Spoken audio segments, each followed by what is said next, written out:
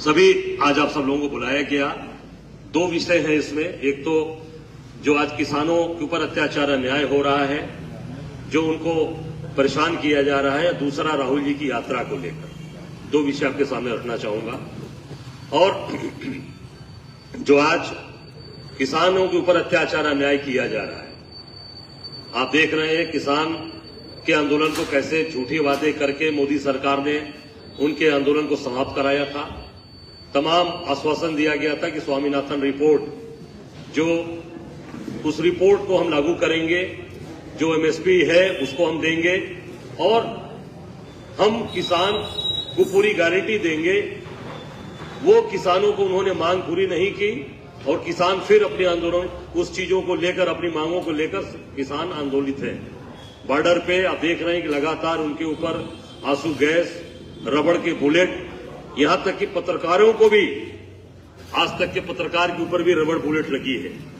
ये सोच सकते हैं कितनी सरकार असंवेदनशील है, कितनी हत्यारी अत्याचारी सरकार है कि जो किसान, जो अन्नदाता है हमारा, जो बैकबोन है हिंदुस्तान का, उसको तोड़ने का प्रयास किया जा रहा है।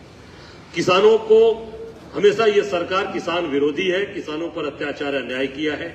ये केवल और केवल अडानी की सरकार है, कॉर्पोरेट कल्चर की सरकार है, उनको यह फायदा पहुंचाना चाहती है।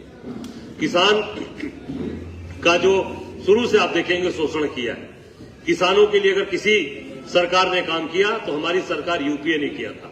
आपको याद होगा 2009 में हमने किसानों का पूरा कर्ज माफ किया था।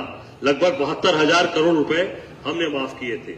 फिर 2013 में हमने कानून बनाया, भूमि अधिग्रहण बिल, जो किसानों को उनकी जमीनों का 4 गुना रेट मिलता है। आज सर्किट रेट से 4 गुना, शहर में डबल, देहात में 4 गुना। उसको भी खत्म करने का सरकार अध्यादेश लेकर आई। ये एनडीए की सरकार पर हमारे कांग्रेस के, हमारे जाबाज नेता राहुल गांधी जी और कांग्रेस के सांसदों के द्वारा उसका विरोध किया गया। इस नाते वो अध्यादेश, वो कानून नहीं ला पाए। अध्यादेश हमारे समय यूरिया जो 265 रुपए की उस समय थी और 50 किलो की वो खाद आती थी, आज इस सरकार ने उसी 50 किलो की खाद की बोरी को 45 किलो कर दिया। 45 किलो कर दिया और दाम भी बढ़ा दिया। डीएपी जो 50 किलो की थी, वो हमारे समय 2004 में 450 रुपए की बोरी थी, आज वो 1350 रुपए प्रति बोरी है। ये किसानों, और आमदनी बढ़ी नहीं। मोदी जी ने कहा था हम दुगुना आमदनी कर देंगे, दुगुना आमदनी हुई नहीं और ये सारी चीजों का दाम बढ़ा दिया और कर्ज भी नहीं माफ किया। जो किसान लगातार कारपोरेटों का कई लाख करोड़ रुपया इन्होंने माफ किया, किसान का माफ नहीं कर रहे। किसानों को भूमि, जो आज उनको स्वामीनाथन रिपोर्ट के अनुसार जो वादा किया था सरकार ने, उस वादे को भी इन्होंने पूरा नहीं किया। आज किसान उग्र है, आज किसानों को सताया जा रहा है, मारा जा रहा है और पूरी तरीके से नई खुशियां और नई उमंग के साथ आया है और आगे चीजें चलती रहे।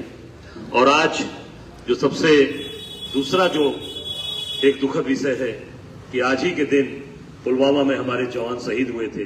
मैं उनको अपनी श्रद्धांजलि अर्पित करता हूं, उनको नमन करता हूं। और अभी एक शहीद की मूर्ति का आज अनावरण भी हुआ है रमेश यादव तोफापुर में। अभी उनके घर भी मैं यहां से जाऊंगा, उनके घर से हम लोगों को सूचना मिली है। हम लोग हमारे गोलगड्डा चौमानी से वो यात्रा 8 बजे प्रारंभ होगी, जो पूरे विशेषरगंज, मैदागिन, बुलानाना, नीची बाग होते हुए बाबा विश्वनाथ का दर्शन करके गदौलिया चौराहे पर संबोधन होगा। से फिर वो बस से यात्रा, फिर आगे लोता के पास कोरोना स्कूल में वहां लंच होगा। उसके बाद वो यात्रा भदोही के लिए प्रस्थान करेगी और आगे प्रयागराज होते हुए हमारे प्रतापगढ़, अमेठी, रायबरेली होते हुए लखनऊ और आगे भी आगे प्रस्थान करेगी। निश्चित तौर से इस यात्रा का मकसद अत्याचार अन्याय जो हो रहा है, जो जिस तरीके से किसानों को सताया जा रहा है, जिस तरीके से छोटे व्यापारियों को जीएसटी लागू करके समाप्त किया जा रहा है, जिस तरीके से महिलाओं के साथ अत्याचार भाजपा के लोगों ने बनारस में आईआईटी की बेटी के साथ जिस तरीके से बलात्कार किया और कोई कार्रवाई नहीं हुई, उनका घर कब गिराया जाएगा योगी जी, हम लोगों ने मांग किया था।